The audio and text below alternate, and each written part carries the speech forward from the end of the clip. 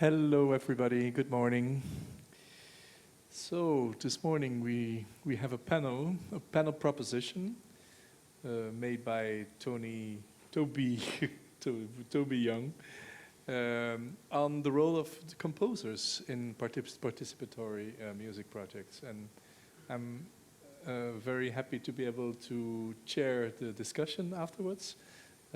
Because I spent 20 years of my life working with the Ictus Ensemble, a contemporary music ensemble of Belgium, and worked a lot with composers. And so I'm very curious to hear what you composers, Toby Young, Hollie Harding, and Julian Phillips will have to say on this theme.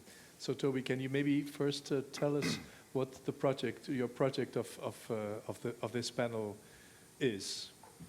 Morning, everyone. Thank you for being here at 9:30, a slightly godforsaken time. Yes, thank you very much, Lukas. Thank you for hosting this space in SIMM. I think composing is something that's kind of at the heart of a lot of our projects in the SIMM world, but something we don't necessarily always interrogate quite as kind of clearly as we could. So I'm glad that we have this space to think about it. Thank you, Lukas, for sharing. I found it really interesting yesterday in Hartmut Rosa's keynote, this distinction between the kind of receiving of music, this sort of passive thing that is happening in the world that we receive, versus the kind of the mechanisms of doing that I think we're all quite engaged with in this world, having to go into a space and make music with people. And this kind of tension is something that I think I want to tease out a little bit, the idea of where the music sits, how is the making of the music, or the kind of generation perhaps rather than making, how is it conceived, how does it work, what are the mechanisms behind it, and how can we therefore be a bit more critical about what happens around this, what kind of music we're choosing for these projects, when it's being generated anew, what kinds of approaches are being used to really get the best out of these situations. I kind of want to start off by thinking about the idea of sort of self-examination in this. One of the presentations yesterday said that it's not so useful to examine the artistic practice themselves, but rather the impact they have on participants. And I think this is something I want to kind of tease out a little bit more. Why is this the case for so many of these projects? Why does our attention to things like flows and energies, and indeed resonances yesterday, stop us from being critical and objective about the content of the music itself? What kinds of music we're using, what kind of sonorities, what kind of instruments, what kind of harmonies, if that's part of the practice. And how can we kind of hone in on what those engagements are with the music itself? I think perhaps in a SIMM space, sometimes people are wary of the idea of composition. Certainly it comes with a lot of baggage for a lot of people. It comes with Western Enlightenment ideals of sort of the individual artist, the genius perhaps. These are kind of common stereotypes.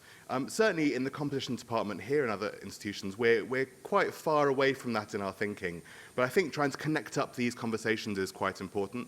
What composition means, what a broad form of composition could be. The idea of composition, of course, doesn't exist for every tradition in the world, and lots of indigenous communities make music or create music using rules or traditions or methods that perhaps aren't considered composition. And I hope in this session we can be quite open in what we think composition is, and a sort of maybe reductionist, but hopefully opening up of composition into a kind of making of music in general. We can maybe discuss this later, where our boundaries are around the composer and composition. I hope in our discussion we can be quite broad about the sort of ontologies of what composition could be, and maybe cover a range of genres as well. I don't want to just think about classical music or contemporary classical music composition. I want to be able to think about a variety of different sort of singer-songwriter traditions and other sorts of ways of making music. So then what does it mean to be a socially engaged composer? Jeremy Woodruff, in a chapter called Composing Sociality, rather than Composing Socially, suggests that in composing socially, the aesthetic is less interesting than the forms of cooperation that they can form. So the more focused a composer is in their approach or their musical materials, the more difficult it is to work in a social way, and kind of in a relational way, I guess. I sort of want to challenge this in this session and think about the tensions and the kind of opportunities between composing material or sort of forming material with a kind of individualist stance versus working in a group in a kind of more relational sense, and sort of tease out these connections. I think there's always an interesting entanglement for the composer with the world around us anyway. So any composer works in the world. They are influenced by the things around them, whether that be kind of more artistic and abstract, or whether that be concrete things like specific briefs and commissions, the kinds of materials they're being given, the kinds of galleries or concert halls things being shown in, and for whom. But also, I think it's interesting that we therefore engage, that we influence the world back, I guess. There's this kind of two-way thing that all composers are very aware of. You write music, you see its effects, most cases quite literally, and as a composer I often have people come up to me after concerts and saying what they think very strongly, shall we say. And that kind of two-way relationship is kind of part of what all composers do anyway. So I guess one of the questions for us to think about today is what's the difference between the kind of composer in society as a broader thing, this two-way relationship with the world around us, versus the specific kind of formulation that happens in more clearly defined socially engaged music contexts, or SIMM kind of practices. Perhaps this might involve thinking about collaborating with people who already have existing musical practices, perhaps for political gain or for social gain, as Brady talked about yesterday. Perhaps it might involve collaborating with people with emerging practices, and so I'm considering young people or kind of other pedagogic frameworks within this. People are still kind of discovering their craft or figuring out their artistic voice.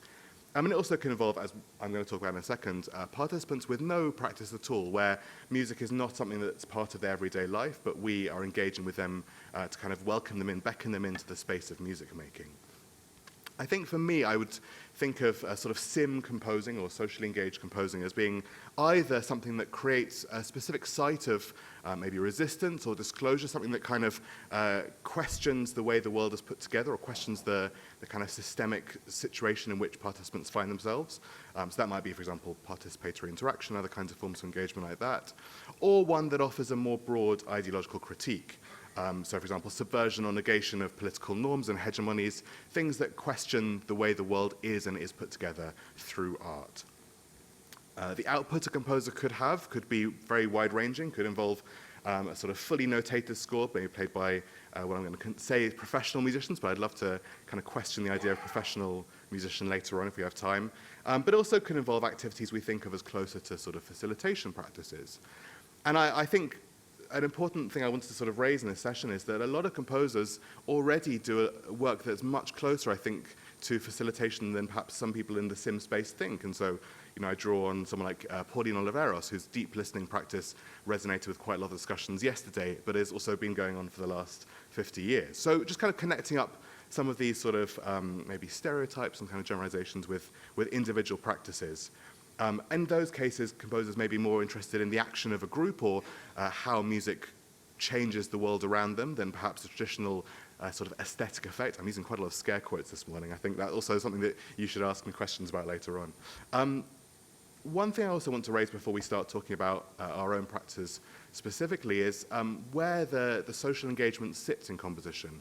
I think there's a kind of a question mark for me around what the kind of the vehicle that music is doing in SIMM context actually is. And I think a lot of people think that music, or kind of the social aspect of music, is located primarily in the paratextual material. So I'm thinking of things like music connected to text, for example, either lyrical content or perhaps program notes or the sort of framing functions around it. Things like intertextuality, so using songs that have similar styles as other songs that kind of immediately connect us with a certain kind of world or sort of socio-cultural situation. Also perhaps music augmented by performativity or visual elements, whether the performance of the music, the things we hear, is distinct from the situation in which it's performed, the people, the bodies that are performing it, the kinds of other aspects of performativity that go with it. And of course, performing conditions. Who's performing this music and where? These are all things that are related to what we're talking about, but I think need to be sort of teased out as distinct from perhaps some of the sonic content, or maybe that's to be discussed. Certainly for me, there's a middle ground where affect and emotion interweave within these other kind of performative conditions, where there's a sort of grey area where the conditions of performance and the content of performance sort of intermingle, and that's something I'd like to think about today. So, to my own practice, we're all talking about our own work briefly before we have a more general discussion.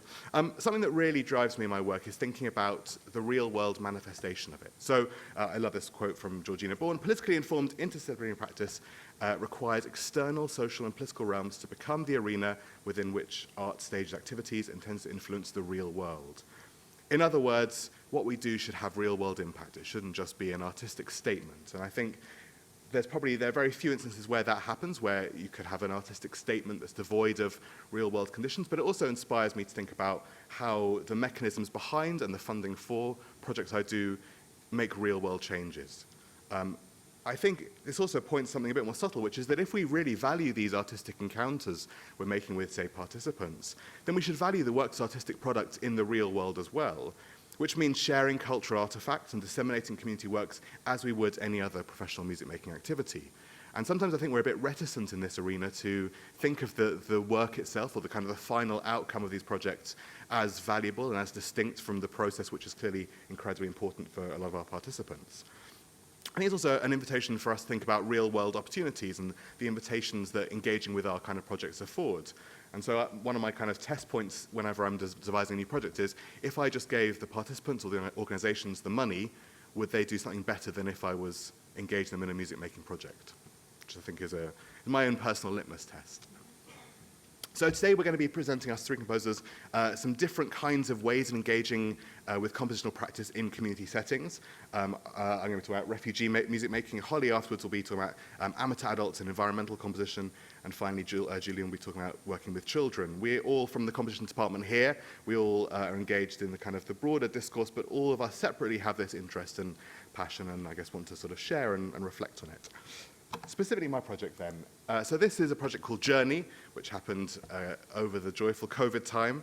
It was with the Oxford Spires Academy, which is a kind of a straightforward state school that have a specific, I guess you'd say wing, a kind of a department. It sort of sits inside and outside the school, dealing with incoming refugee and migrant children. So we got invited to go and work with these children, and we devised these project goals, which was to compose a piece of music, co-compose with the participants, a piece that would communicate knowledge of their experiences to the students, and also the wider community in Oxfordshire, to develop a creative practice where they can create a sense of belonging and empowerment. These words that come up a lot in our sort of SIMM spaces. Specifically for this, the project was designed to be performed by professional musicians rather than by the participants. We didn't have the time or resources to have any specific musical training, and we thought that rather than kind of add an extra layer, we would focus on the kind of the agency of them to tell their story via a sort of third-party medium. I would say the goals were developed with the participants as much as possible, but in the practicalities of this group, who are very lots of fast turnarounds with these groups, we developed them with the group before, if that makes sense. So the year before, sort of made the kind of the wish list of what they'd like a project to be, and then we worked on it with the group afterwards. One of the key things for me was to bring real-world benefits of having a composer in the funding application. I think that's something to think about as well, that I was able to get some of the money through my connections with my own kind of artistic identity and cultural capital that I've developed as an artist rather than as a sort of social facilitator. And so the track record of artistic products I already had made me able to unlock some more capital in this context. So the workshop process we did was kind of fairly straightforward to start with. The situation that we found ourselves in was one of, as we talked about yesterday, kind of interested but slightly kind of distant 16 to 18-year-old youth from various different countries. As a group, they all had limited English, and also nearly all of them were from different countries. That was an interesting challenge. Our first session was, of course, just gaining trust, thinking about them as people in the space. We did lots of work in circles, as we heard from Olivia yesterday. Thinking about their home countries was quite a useful way to open some of this up.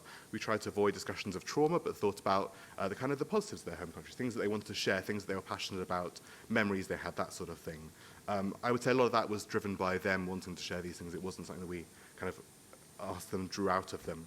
Our second session involved thinking more specifically about musical heritage, thinking about what different kinds of heritage they might have. And one of my bugbears in these situations is the idea that someone from, say, Pakistan will naturally connect with Pakistani traditional folk music. And of course, that's not at all the case. So the idea of their grandparents' heritages and those traditional musics and what that means to them, what that meant to them growing up, and how that relates to the music they listen to today.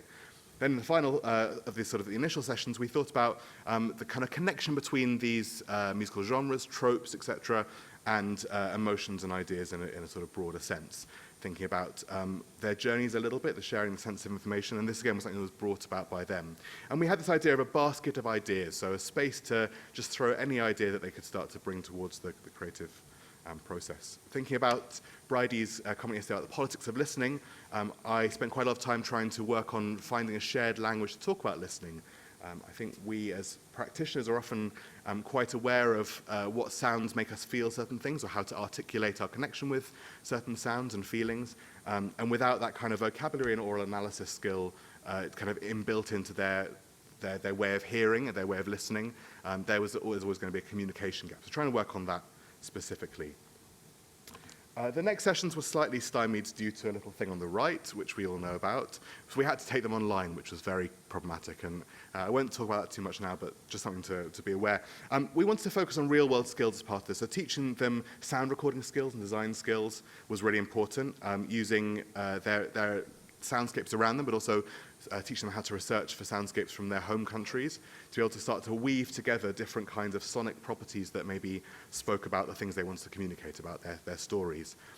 This took over 2 sessions, and then finally we started to put the piece together with a live string quartet, so to work on it together. And this, for me, is a really important step of this process, is working on the piece together. Whatever the starting point is, wherever the composer offers something, that there is a sense of sharing in the creative process. In this case, I used Stephen Feld's dialogic editing process, in which you work together to edit something so that there's a shared sense of the final product, but you don't necessarily have to have the traditional skill set needed to originate that product, which, of course, also starts a conversation about the work, which is important to me. This was part of this process. We invited the students to draw images as another way to get over the kind of vocabulary barrier. And these are some of the images they drew around the piece, and then talk about them, kind of an opening up of sort of shared artistic practice in this kind of hopefully quite open space. Just briefly, I realize I'm running out of time a little bit. The final piece was called Many Worlds in One Place. I am effectively the co-composer of it, but I framed this quite heavily, and it's something we can talk about later. So the piece was for string orchestra and electronics, based on imaginary mappings of journeys, so kind of the layering of different kinds of journeys on top, and the idea of leaving, journeying, and arrival. This, again, was all brought about by the participants. We weren't particularly trying to focus on trauma stories, and I think a lot of the time, maybe these projects sort of want to create a space for therapy, which naturally leads to people talking about their experiences, but actually we wanted to engage the participants to tell any stories they want. It just happened that the stories they wanted to tell were of their journeys to the UK.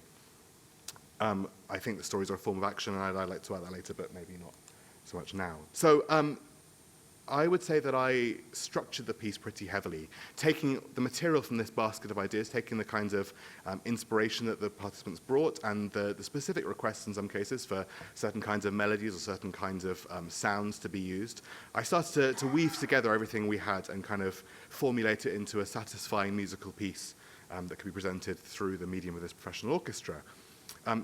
Really important for me is trying to kind of make a connection, an emotional connection with the audience and the participants, to have that connection really brought out.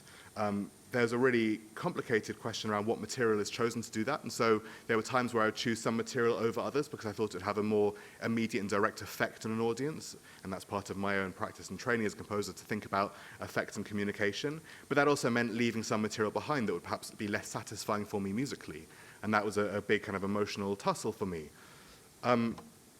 In manipulating this material, I obviously had to make some decisions about the limits of the professional string orchestra, what they would need in terms of notation, what could be and couldn't be done. And so part of this, I decided we'd have another element, which was these electronic elements, which is going to be a sort of soundscape, I guess. And that soundscape would be really heavily designed by the participants. So that would be a place where the training required to use notation would be less of a barrier. But trying to weave these things together was obviously a tension between kind of authenticity and efficacy in mobilizing the kind of sonic power of it. I'm going to play a very short extract for you to get a sense of the piece.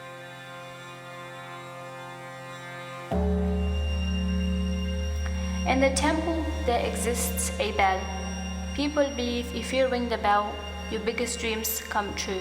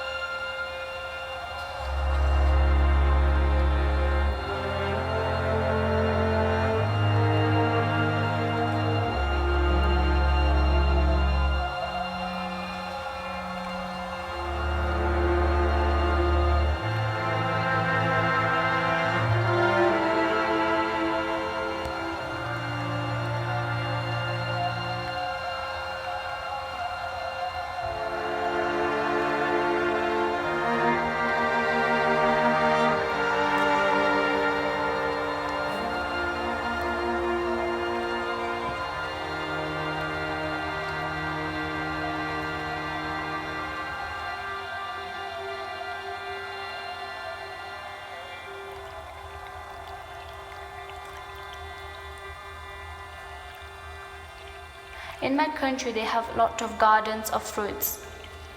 In my country, they don't have freedom.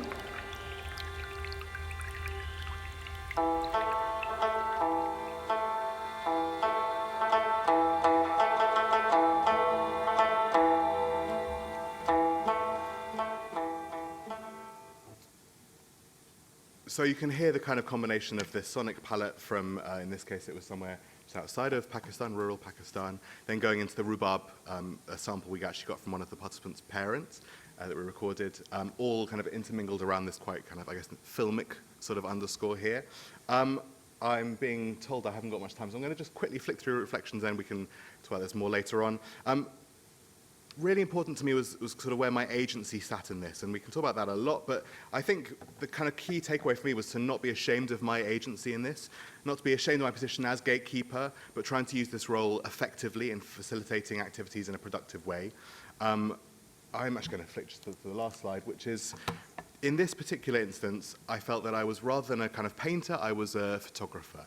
So I was taking this thing I found, this thing I encountered, the artistic ideas and integrity of the participants already, and rather than sort of re-represent them through my lens, my gaze, I was able to take their ideas and frame them in a way that suited this particular context. So I was able to kind of take care and artistic agency, but still keep an authenticity, I hope, still keep a kind of engagement with the material. And I wanted to just paraphrase Bruno Latour at the end. The composer's task is no longer to make the portrayal of the subject more transparent, but rather to recognize and relish their thick, rich, layered, and complex matter by passing layers of interpretation through their artistic lens, layering up these lovely things. Thank you very much. Thank you, Toby.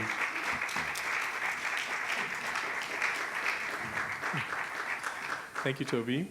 So we have Hollie Harding now, who is not with us here, but she's with us here anyway. Hello, welcome. Thank you very much. The floor is yours. Excellent. Thank you, Toby. It's a pleasure to be here talking about the socially engaged composer. I'm not sure that the summary that you have for me in the programme is as up to date as the most recent one that I sent through. So I'm just going to start by reading the blurb about my presentation. So there can sometimes be a difficult balance to be found for the socially engaged composer between creating space for social interaction and the ideas of participants and the pursuit of one's own artistic and aesthetic ideas. This can become more challenging with projects that also try to amplify or incorporate other ideas. My piece, Melting, Shifting, Liquid World, was the first composition to incorporate the use of open-ear bone conduction headsets alongside live acoustic instruments to create a multi-layered sonic environment. It was shaped by concerns around climate change and ocean pollution, as well as my ongoing research into the potential of spatialization and layering as compositional parameters. Many of the ideas and approaches taken in the project design and composition process for this piece, Melting Shifting, were influenced by my earlier membership and residency with Coma London Ensemble and the long-term investigatory work that took place in this context. So today I'm going to be looking at these research threads and tracing them from one community music making context to another, as well as presenting a bit of a critical self-reflection on some of the opportunities and challenges encountered when engaging with the complexity and dynamism of climate science through music making. So I'm going to begin by telling you a little bit about my work with Coma London Ensemble and the impact that my year-long residency with them had on my creative practice and on my understanding of what a socially engaged composition might be. If we could move to the next slide, that would be great. So for those of you who don't know about Coma, Contemporary Music for All, they're an amateur contemporary music institution. They run contemporary music ensembles across the UK and internationally, including workshops and residencies and an annual festival. All Coma ensembles have different makeups, So music written for them has to be flexible. It has to take this on board. So 1 week you might have a saxophone player and 6 violinists, and another week you might have a completely different array of instrumental resources to work with. So scores need to be flexible or free. Most members are around grade 5 standard or slightly higher. As an amateur ensemble with a community feel and focus, they meet on a weekly basis for several months before a performance. Their mission is to create a culture of musical participation and collaboration and establish environments for amateur, emerging and acclaimed music makers of all backgrounds and abilities to come together and make new repertoire. While not professional musicians, they have an open-minded attitude and a willingness to experiment and try things, which really creates a rewarding atmosphere. So in 2017, I approached their artistic director, Chris Surety, to propose a possible long-term collaboration with Coma as a way for me to trial and test out some ideas that I had relating to performer spatialization and layering of sound. And this all kind of was related and centered on my PhD research. So I went to them with a key kind of set of ideas or aesthetic investigations in mind. As a part of my conversation with Chris, we came to the conclusion that membership of the ensemble, so playing as a part of the ensemble, would be a really good way for me to familiarize myself with the group, to learn about the dynamics of the group and repertoire that works really well, and to get a sense of and integrate with the group. If we could move to the next slide.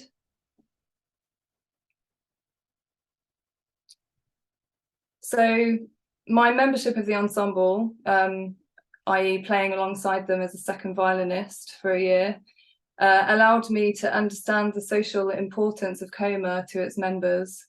For many of the members, the group was a key part of their social diary, a key part of their social life away from work or retirement. And it formed like a really valuable part of their community activity. It also allowed me to study in a way the social dynamics of the group and develop an understanding of the different individual performers' strengths, affinities and anxieties. And through membership, I really learned what people liked to play and didn't like to play. I also learned roles that they were comfortable within, so those players that were more wanted to perform more soloistic roles and those that would rather support. I also was able to identify repertoire that worked best and was most enjoyed by the group from the inside, which gave me a good understanding of why it worked really well. And it became apparent through playing with the ensemble that certain rep worked much more successfully and was more enjoyed than others. And key factors for that were a reduced physical and technical demand, some flexibility of interpretation. So, for example, fixing one element like rhythm and leaving other elements like pitch free. So, or for example, having freeness in the rhythmic material, but fixed pitches. Membership also allowed me to develop personal connections with the performers, which led to a mutual trust, which is something Toby also talked about, a mutual trust and respect, which really facilitated this atmosphere of exploration and risk-taking. If we could move to the next slide. So after my prolonged membership and playing with the ensemble, I started to begin taking materials to workshop, so composed materials or ideas. And I engaged with a number of different creative methods and strategies to work with the group. So one of those would be taking set tasks and asking them to respond to, for example, text instructions or small cells of material, and workshopping those ideas over time with the group. A key part of the process of kind of incrementally developing pieces for the ensemble was this idea of leaving space for feedback and contributions from participants, and also responding week on week to their feedback. So this included asking them direct questions, but also gently inquiring about their thoughts and ideas over a cup of tea and cake in the break. So I guess this idea of being able to work to develop something incrementally is really exciting, because normally as a composer, you might only have one attempt at communicating your idea to a performer. So you take your notation and you work with the performer and they look at it, and you might have a chance to kind of tweak a few things. But there's not such a rich opportunity for developing your communication tools. So one of the big things that was really beneficial to my practice was this ability to show ideas in different formats and to communicate ideas in different ways and with different types of notation. Also, a key thing learned through working with Coma was this idea of allowing performers some creative agency and creative contributions. For example, in one piece, I asked them to find their own sounding objects and to bring those and use those to form a kind of a soundscape. And they really engaged with that task really effectively and enjoyed it very much. So as I identified from past repertoire, the most effective ideas that I tried when I was bringing my own compositional materials were those that simplified the web of musical and physical demands by controlling fewer parameters and leaving some free. So that thread draws through into the next piece that I'm going to talk about as well. So the long form collaboration was really important to my investigation of space and layering in particular. Having this opportunity to workshop practically, playing with ideas where the performers are spread out over distance, because there's a lot of logistical challenges that come when you divide an ensemble and spread them out. Two main ones being communication and coordination. So in having this long form contact with Coma, I was able to really work through those challenges through a process of trial and error, which was really beneficial. So I'm just going to move to the next slide and play you some snippets.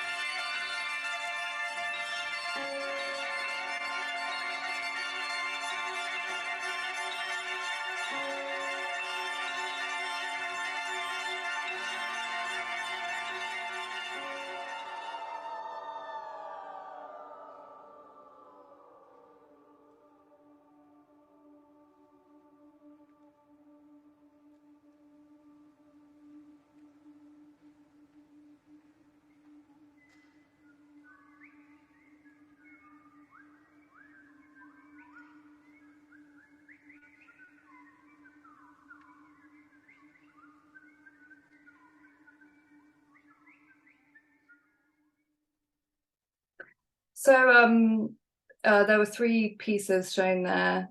Spatial study on D. The idea was to make the most of microtonal differences of each individual's interpretation of the pitch D and set that over space.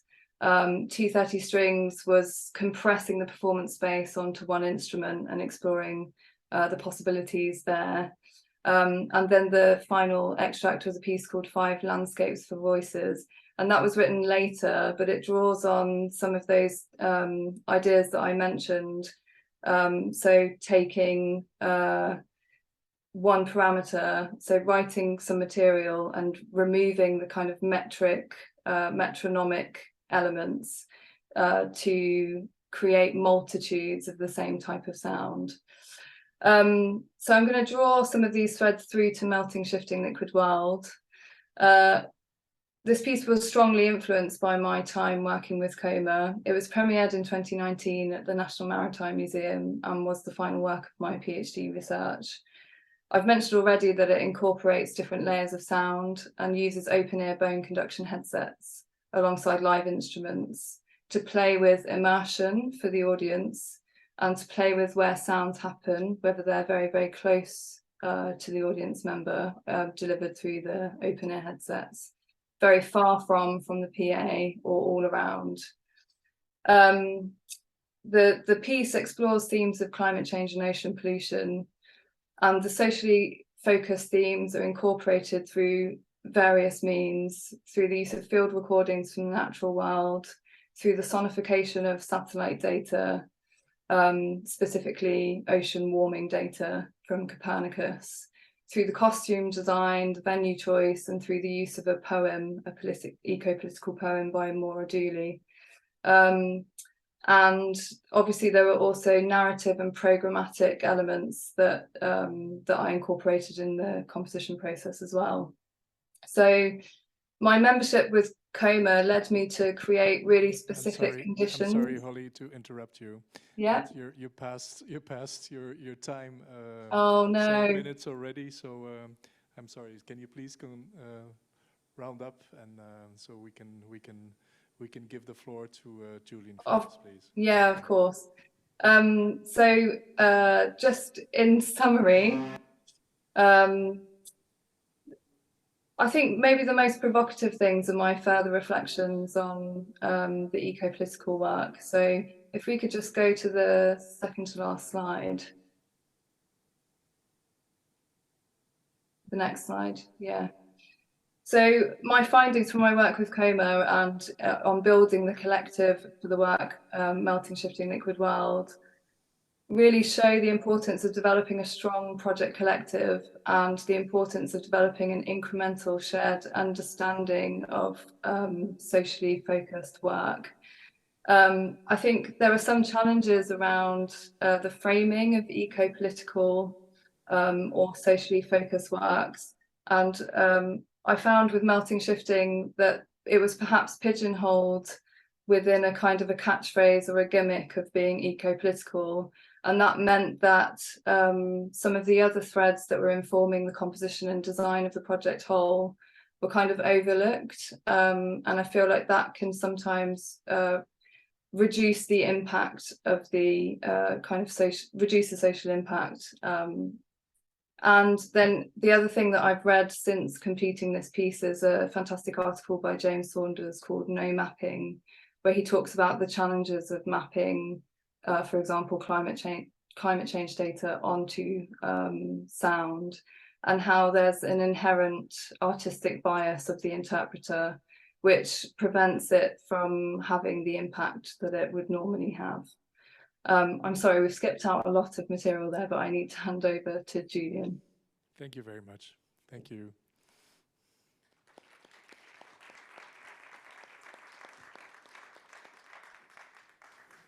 So I would now like to give the floor to our last speaker of the panel, Julian Phillips.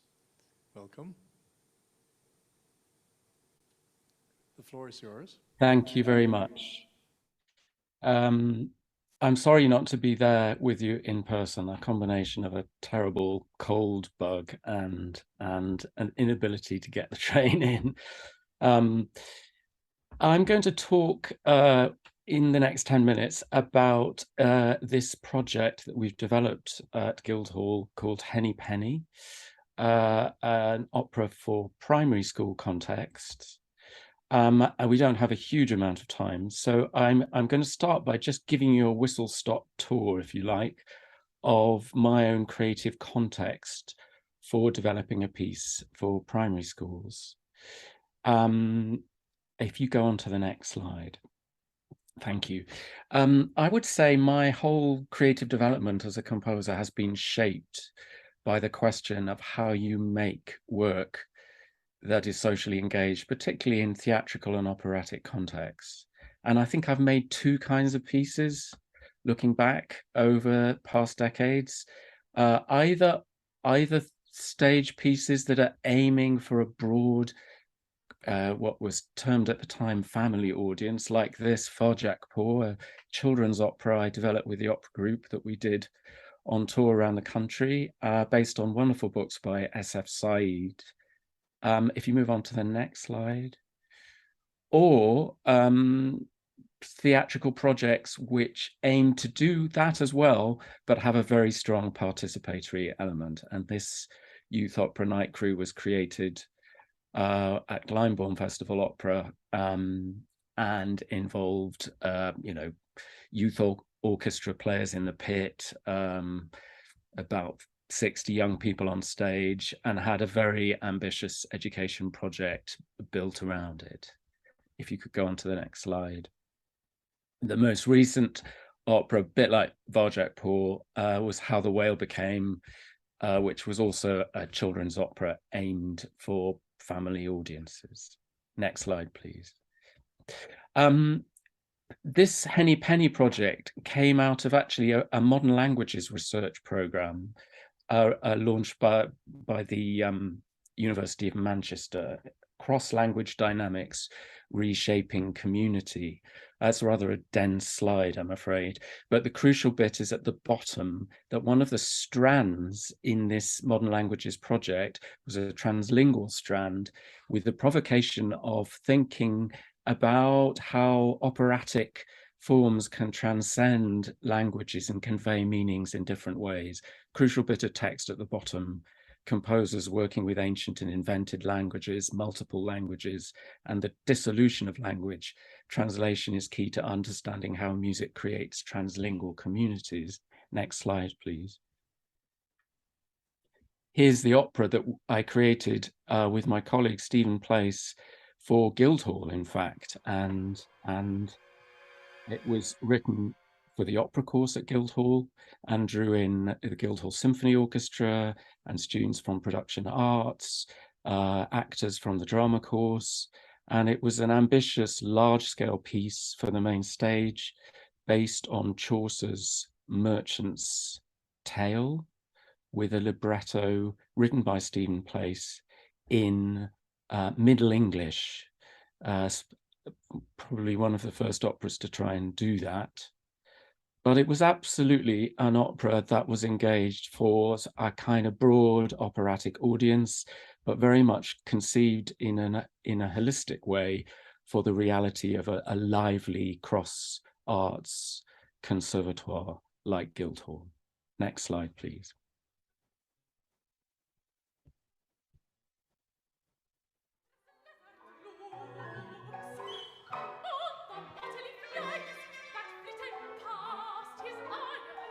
Next slide, please.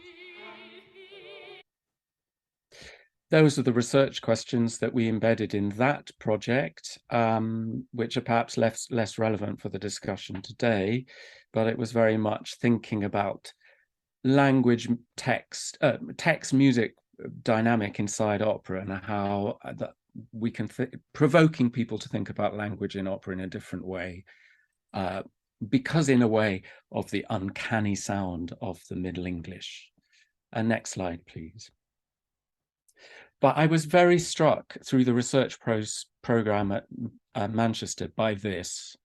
Professor Yaron Matras wrote a very, I thought, rather impactful article about linguophobia. The study of languages and of cultures that they represent is a key to a richer and deeper understanding of the world. It can and should continue to be the scene of innovation in socially responsible teaching and in learning technologies, and it must continue to have a place at the forefront of research, knowledge exchange, and public engagement. I mean, the Tale of January project was kind of looking through the grand end of the operatic telescope, and I felt on the back of many participatory projects that I've done with young people and in school context through a number of different opera companies, that it was important to go look at the other end of the telescope and make a piece that would investigate this comment, particularly mindful of opera's linguistic diversity and its very dynamic, specific operatic traditions tied to language. Next slide, please. And so what we set out to do was to try and create a primary school opera that would address the question of music and modern language learning. If you see in this slide, you can see the national curriculum in the UK prescribes both music and modern foreign languages, but these subjects are under pressure, not only from recent developments in the examinations framework, but also from a lack of resources and specialist teacher training. Their respective value is emphasized in UK and international academic studies. Second and third languages are important to intercultural understanding and equality, diversity and inclusion, while music is a gateway to the UK's flagship creative industries that was once taken for granted in schools, but is fast being dismantled. I mean, all of us, I'm sure, are aware of how threatened music is as a subject, but being involved in this big research project in Manchester, I was struck by the affinities between music and modern languages, in that modern languages as a subject is also a threatened subject in the UK. Next slide, please. We'll come back to that in the discussion, I think. Next slide, please. And here were our two broad aims then. We wanted to support the teaching of modern foreign languages and music in primary school through engaging in live opera. And we wanted to challenge any narrow perceptions of opera by opening cultural implications through its cross-curricular impact. Next slide, please. Next slide. The story is the folk tale that's very, very familiar. Henny Penny is the neurotic chicken that on a windy day experiences a shock when an acorn falls on her head, and she decides that the world is going to end. And she rounds up every kind of bird and fowl she can find and persuades them that they all have to go and find the king and tell him that the sky is falling in. And of course, instead of finding the king, they find the fox, who persuades them that he has a special route to the palace, and they end up in the foxhole, and the fox and his family of hungry cubs eat the lot of them for breakfast.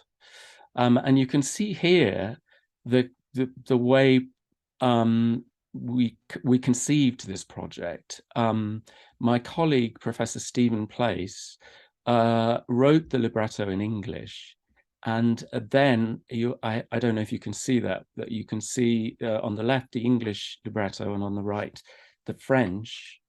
And the aim was to use this very ritualized folktale, which is very, very patterned, like lots of folktales, and create a piece that could exist in multiple linguistic versions and be realized, and the language could shift and be responsive to the context in which we realized it. So that the schools in Islington that we worked with were interested in the piece in French, whereas schools in Manchester were interested in the piece in Spanish. And of course, it's a tale that exists in multiple different cultural contexts. Next slide, please.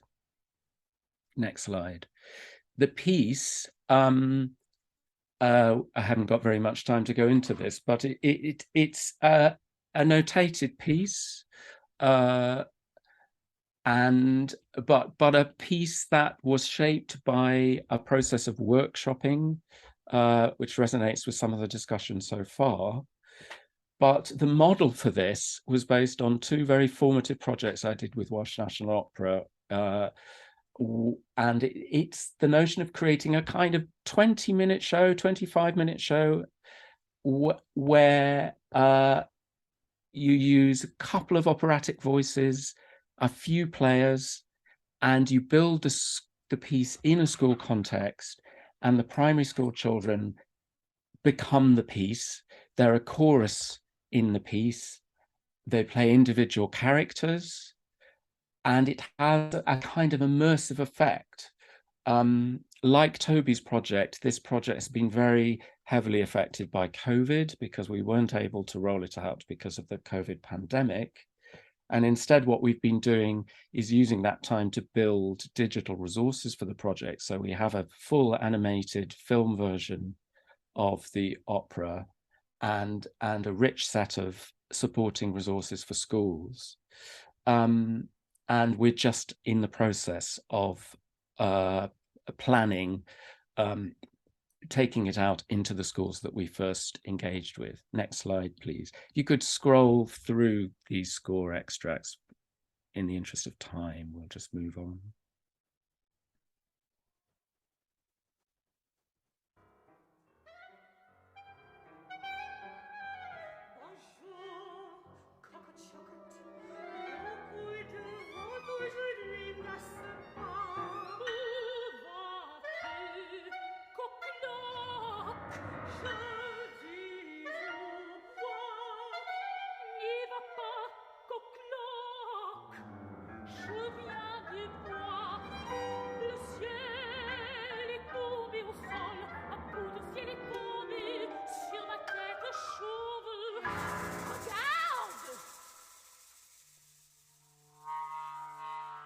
Thank you. Next slide, please.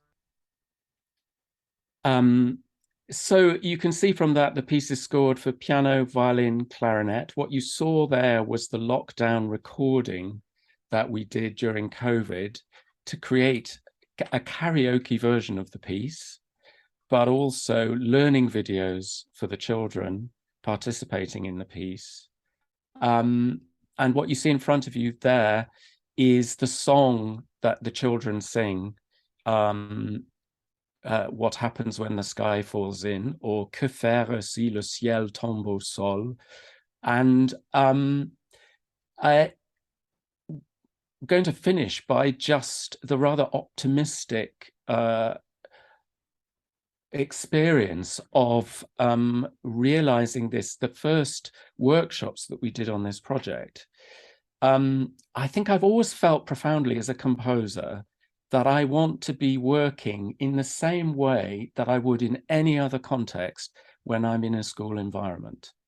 I feel very critical of creative work that runs the risk of being patronizing or dumbing down or giving children music that's somehow less challenging or less seriously framed aesthetically, because I've always found the imagination and potential of children, particularly in primary school, at that primary school stage, just so vital and exhilarating and extraordinary. And before we actually took this piece into a school context, my fear was, how on earth are we going to get 35 primary school children to learn a new song and in a different language? But in fact, what we discovered was they picked it up incredibly quickly when we took the song in French. But more profoundly than that, and perhaps this is something we can feed into the discussion, what we discovered about this project is it wasn't so much about the specific second language that they were performing in. It was the fact that it was a project about another language. And that gave a lot of children in a participating class a sense of kind of agency and a sense of being heard, because children who were native English speakers and didn't speak another language were being given an insight into existing in more than one culture and navigating more than one language. And of course, in the first workshop I went to, there were, I think, 2 French children, and that watching the impact of taking in this highly theatricalized piece, which the director, Lucy Bradley, put on its feet in a very physical way. It was a very active, dynamic, participatory experience. It was incredibly inspiring. So what happens to this project next is, through Guildhall, we have a network of schools in Islington and a fantastic set of digital resources, an animated film version, guide tracks, and we're hoping that it's a project that can really address the question of the disappearance of music and modern languages in primary school learning in the UK at the moment, which is a very serious issue. Thank you. Thank you, Julian.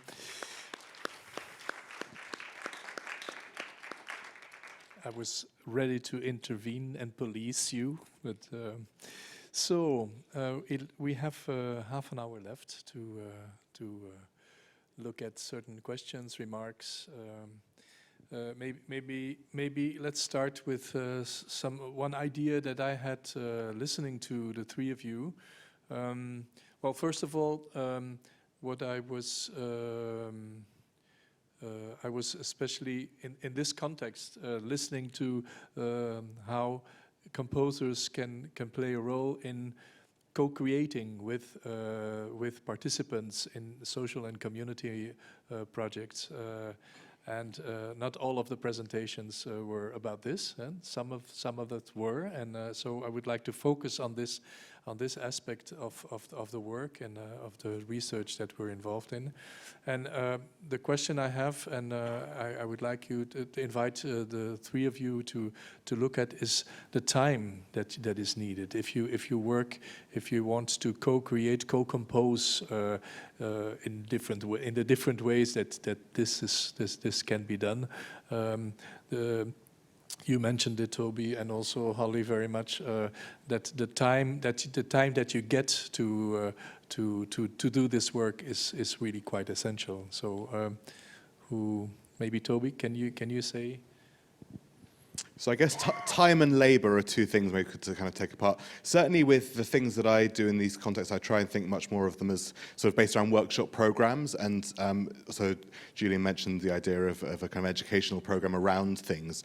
And so I guess there's the time of engagement with participants, in which case I had a very limited 5 sessions for that.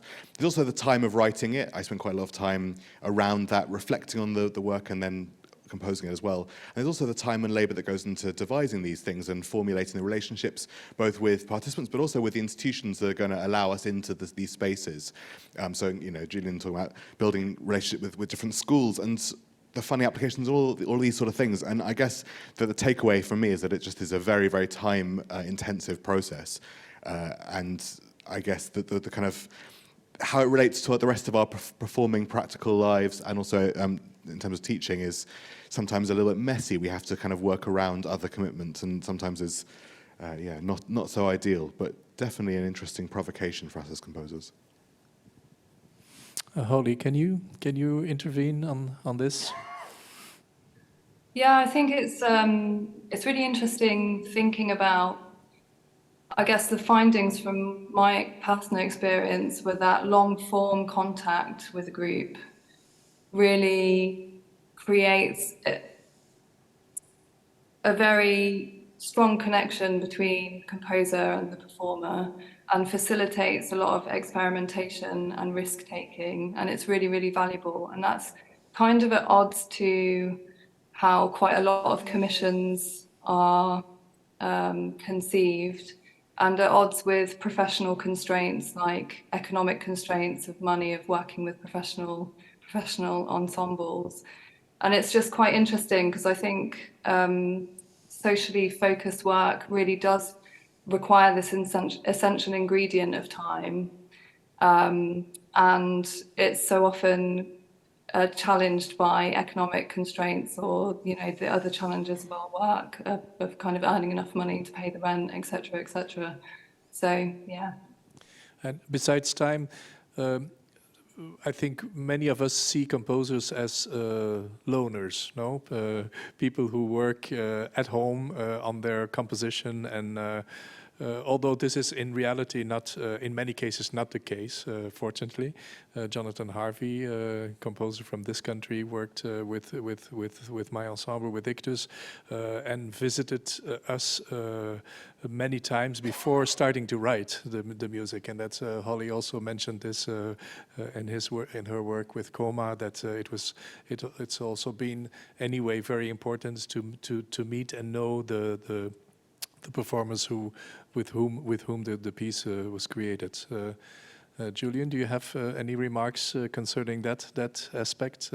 Because saying that you're loners, this maybe that is not correct, but in terms of your training as composers, is within the training that you now provide to composers at Guildhall or in other schools, is also the collaboration, the collaborative processes. Is that also introduced, and are you prepared for this collaborative work? Yeah, I mean, I would say that Toby's comment at the start of this question about time is really key. I'll come to your question, Lucas, in 1 second. I just wanted to say, with all this discussion, we're really talking about composers responding with sensitivity to different contexts, and different contexts require different things. Making an opera, a children's opera for a primary school, means you need forensic detail about that school's schedule and how much time you might get, and you need to kind of build around these hard practicalities, but try and make sure that the integrity, the authenticity, the aesthetic value of what you're making is not compromised to the point at which it becomes an irrelevance. Because we're composers, we believe in creativity and making things that have impact, that engage with performers and audiences. To come to your question, I think composers now, certainly the composers that come through Guildhall, are way more sophisticated in terms of collaboration than certainly I ever was. I mean, my training was a pretty isolated one. That may be partly because Guildhall has collaboration hardwired in its DNA, but I also think it's profound culture shifts in younger generation creative artists who are just much more interested in working in cross-art contexts and are much more dynamic in initiating and setting up contexts in which to do that. Hollie, do you want to intervene on this part of? Do you feel you were well prepared for this work that you're doing? In terms of my training, well prepared for Yes. collaborative practice. Yes. Yeah, very much so. I think there was a lot of collaboration between myself and the other composers during my undergraduate training. And that's also carried through. So at the Guildhall, the undergraduate course, they have a lot of sessions where they develop work together, the composers as performers and composers as a group. And I think, yeah, like being a member of a group and participating in music making myself has definitely prepared me very well for this way of working. Yes. And in the meantime, I would like to ask whether there are questions in the hall. Okay. Yes, Toby. Just quickly, I think the idea of the kind of composer's loner or genius up in the attic somewhere, whilst it's outdated, I guess it's interesting for our space to think about, for example, neurodivergency, and where people who are perhaps less obviously extrovert or have that, I can't really ask her, someone said in the SIMM world about leaders being charismatic shamans, that you go in and you bring your charisma and you kind of open up the space. But actually, I think it reminds us that being in these spaces and sort of sharing in listening or sharing in sort of quiet reflection on the world is just as valuable as the more kind of obviously outward engagement with communities. Yes, thank you. So, hello, question? My question is for Julian, and it concerns language and composition. And I'm wondering about when you composed the piece, the opera in English, and then you needed to put French lyrics to it. Were there challenges in the rhythm of the language being different and being able to fit that to the language or to the rhythm of the music? I can offer an example. In Canada, our national anthem is O Canada, and it was written by Calixa Lavallée. And of course, the word Canada has the accent on the third syllable in French, Le Canada, and in English, it's on the first syllable. So he ensured that that third syllable was on beat 1. But that creates a problem when you sing it in English because it's on beat 3. And so I'm wondering if you encountered that kind of challenge and what you did to overcome it. Thank you for the question. It's a great question. I suppose what I've done is quite standard in an operatic sense. I've created multiple versions of the piece in response to the language. In fact, what happened was that my colleague Stephen wrote the libretto in English first, And then it became clear that a majority of schools wanted a French version. And so we created the French libretto, but with a French consultant, Margot Arsène, who's a wonderful mezzo-soprano, a Guildhall graduate as well. And Margot and I worked very closely on the score. And just like the example you've just given from the Canadian National Anthem, it involved lovely, ingenious tweaks, repositionings of things. I mean, a simple example is when they all look at the lump on Henny Penny's head, she shows off her terrible bruise. In English, of course, they all go, look.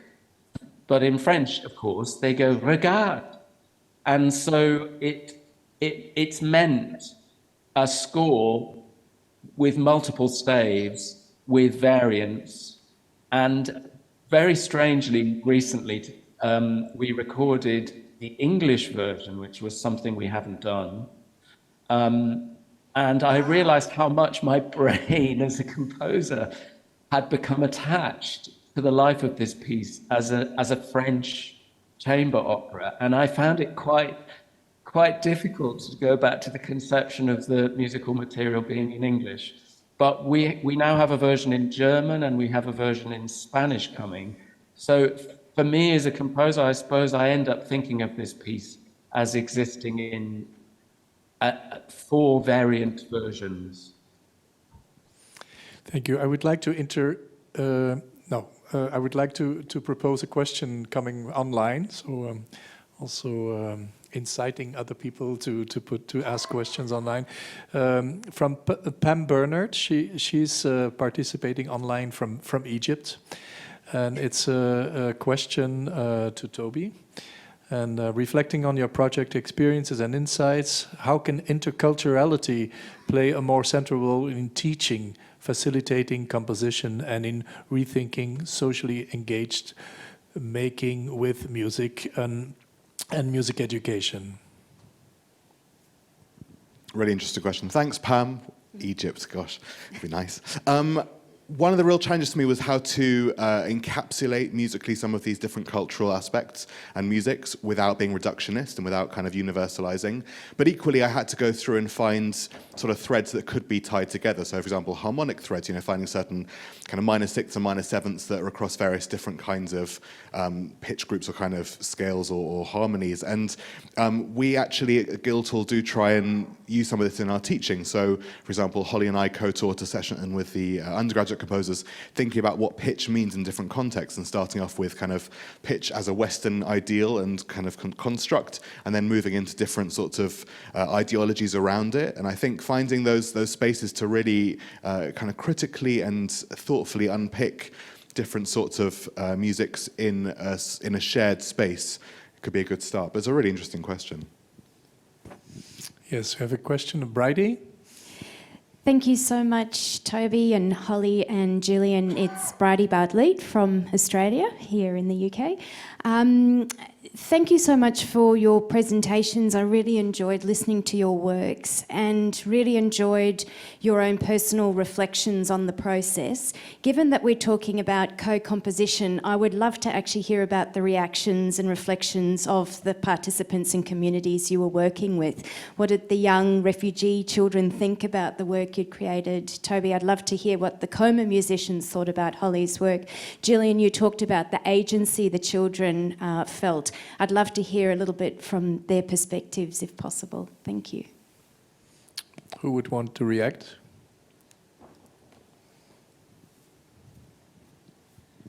For me, what was really interesting is there's a kind of dual reaction. One was about the musical content and how they responded to that, and one was about the performance and the reaction on the audience.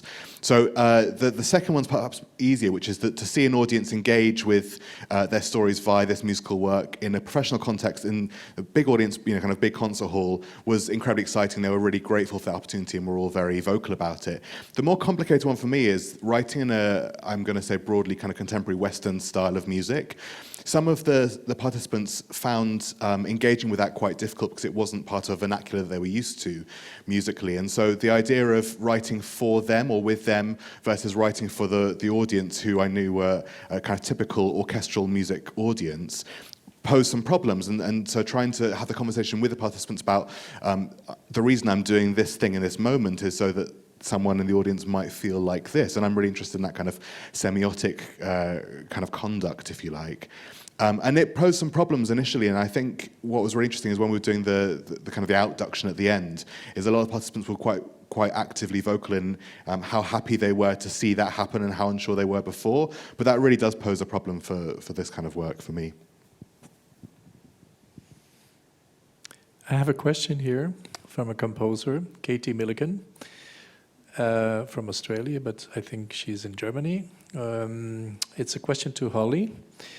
Is it possible to envisage multiple methods of framing to facilitate acceptance of the new compositional paths you have explored? How do you go about your framing? That's a great question. Thank you very much, Catherine. My comment on framing was really thinking about how my project was marketed. So it was very much promoted as a eco-political work, and lots of other elements of the piece and the research that informed the generation of the piece weren't really referred to in the marketing or promotional text. Particularly the kind of community threads that were drawing from my work with Coma. And where I was trying to frame the work myself for others, I would focus much more on those elements and aspects of the research and the driving forces for the work's generation. So I think there's a tension between wanting to use language and vocabulary to promote a piece that will draw an audience, and wanting to honour the kind of research threads and ideas that have informed the practices generation. Thank you. There's a question here in the hall. Right, I'd be very glad to hear Julian and Hollie's answers to Bridie's question. Okay, yes. John Sloboda asks Julian and Hollie to also answer Bridie's question. Yes, thank you for that. What we did after the first round of Henny Penny workshops is we commissioned some research around the potential impacts for participants and the teachers. And I just have a few quotations here. This is from one primary school teacher. Learning the material and then putting the character into the material. Imagine you are this character. How would you move and sing? This is a transformation moment, a creative space. This is a co-construction of the character that is difficult to get as a teacher. By the end of it, every single person was completely bought into that. They were thinking about their foxes, they were thinking about the chickens, and they really got into, this is how we could think about it. They were pulling in tables and chairs, they were thinking about how they could get into different characters. And children made comments like, I liked it when we got to learn a new song in a different language, but sometimes I forgot the words. And the other impact of this kind of work, which I find really inspiring in a way, is just throwing an operatic voice into a room full of primary school kids, and then just having the physical impact of that sound, hearing someone sing like that. One of the children said, she just looks normal like the rest of us until she opens her mouth and starts to sing. And a teacher said they were transfixed by the opera singer, the sound and quality of her voice. Totally great to be able to access professional singers like this. The other impact, Bridie, I would say, which was important to me, and was just going back to an earlier question about co-creation. One thing I've learned about working in these kinds of school contexts, particularly primary school contexts, is you need to be very clear about what your goals are. And we couldn't really have achieved this immersive experience of music and modern language learning if we were also trying to co-create the piece at the same time. that would have been just a step too far. So I really felt it was important for this project to have immersive impacts so that, you know, one of the children in the primary school class might be transfixed by the amazing clarinet player with her brilliant playing and be inspired perhaps to learn the clarinet. Hollie, can you respond to or react to the question of Bridie concerning the reaction and of participants? Yeah, so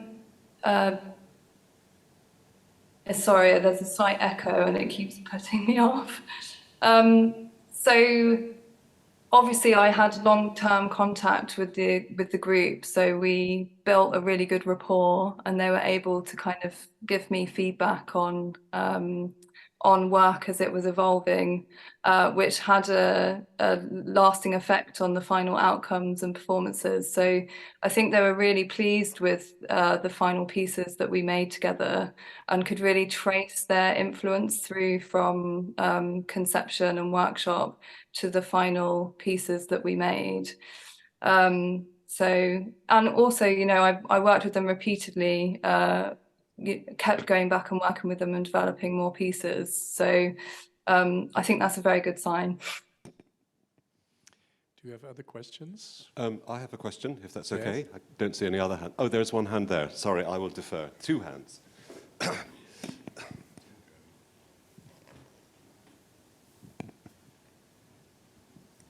Yeah, hi, I'm Georgia. I'm a composer as well, but I'm a community musician also, and I work with children. And I wonder how, because how you assess the impact also on the participants, and how you identify the impact. And also, for example, for specific aspects of engagement as agency, how do you exactly identify the agency? And also another question,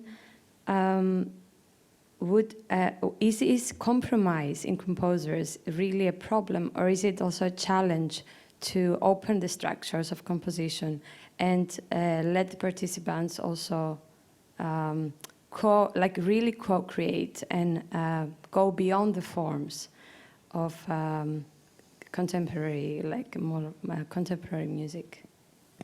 Who wants to react to Georgia's question? Like Hollie, I'm sorry, I'm a bit fazed by the echo. But Georgia, thank you. Two really interesting questions. The second one, I don't think compromise is a problem. In fact, I often reframe compromise in my mind as just parameters like us composers have in any context. So the way, my experience of how primary school children learn musical lines, the things they find easy, I just find those specific issues that I engage, they don't feel like compromises, I guess. I've done other projects where the participants are co-creating the piece and we devise it together, and that's a different kind of a project and full of rich possibilities. So please don't assume that this primary school opera is the only way I would work in this kind of context. But because of the nature of the project and a desire to think about music and modern language learning through the medium of opera, it brought particularity, if you like, about how we set it up. Going back to the previous question, we actually, on a practical level, Georgia, we actually employed an educational researcher to observe the project, to interview the teachers, to talk to the children, and we did questionnaires, and out of that came a report. so that I'm just looking at some of the outcomes there about the learning impacts, you know, speaking, singing, imagination, inclusion, creativity, self-esteem, social skills, listening, taking turns, group work, building confidence.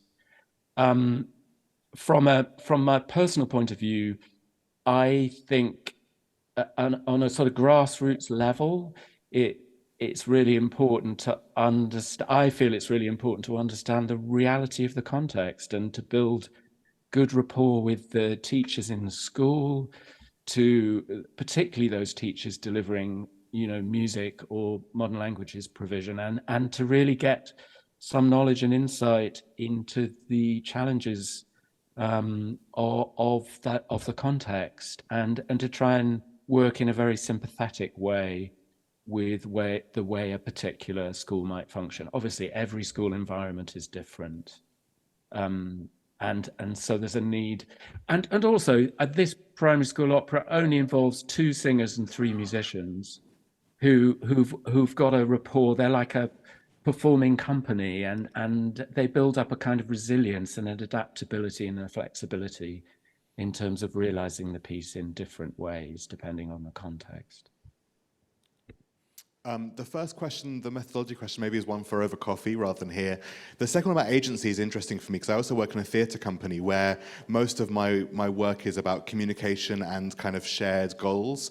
And so thinking about, I guess, agency as both ego and skill set or technique as 2 distinct sides of that. I'd try and sort of squash the first and raise the second, in the sense that I'd be working with someone maybe who doesn't have the skills to make a piece or to, you know, communicate with musicians to do something, but would also have a clear vision. And my skill there is that my kind of agency is the translation of that idea into something sonic. But that's different from being kind of, you know, the creative person, the artist. I would just kind of nuance that with, in my project, we had a real issue with how to build a project, in the sense that we couldn't use any of the students' names for safeguarding reasons. A lot of them were fleeing trauma in other countries that we just couldn't have their names. So suddenly then my name plus the students from seems kind of a not so happy compromise where my agency is bigged up. And I guess there's a practical implication around that as well as a kind of, you know, creative one. We only have a few minutes left, but maybe one more question was here in the front. I have a question for Toby. I'm very interested in the way you work. And one question I wanted to ask, if you as a composer, you work with refugees and they start talking about, for instance, makam scales or musical grammar you don't know, how you deal with it as a composer? You go for trainings to learn about it, or because I have sometimes the same problem that I cannot hear the quarter tones, or it's hard. And secondly, I want to ask a question about trust. And you said in the first session you try to gain their trust, but I see from the practice that gaining trust sometimes lasts a year for them to open. So my question is, how, if you had more time, what would you change? What are the other strategies you would apply to have more bottom-up approach? I'm sure Toby will not be able to answer in 1 minute, so I will. You could try, yes. The first one, again, is maybe a kind of over coffee question, but the skills around both the intercultural music making and also the technical facilitation are often not given to us as composers in specific kind of contexts. And so every project I've done, I've had to go and find training elsewhere, and that's a bit of a problem I see in this. In terms of makam, I think there's a whole thing around how we talk about music and when music is already given versus kind of formalized in theory, which is, again, another conversation. But the trust one, I think, is fascinating. The project I did before with a different refugee group, but at the same school, a smaller group, involved them performing as well. And I think that work was really enriching, in the sense that making a company together, performing as a group, kind of being in the trenches together, felt like a really good way to do that. And with this group, we just didn't have the resources. But I'd say that in future projects, kind of working alongside to perform, to have a goal that is shared in that kind of creative way would benefit. Thank you so much, all 3 of you. And I see it as a wonderful overture to SIMM research seminar in 24. So everybody think of people that are doing research on the role of composers in social and community work. They will be welcomed in Hamburg sometime in 2024 during a research seminar. Thank you very much.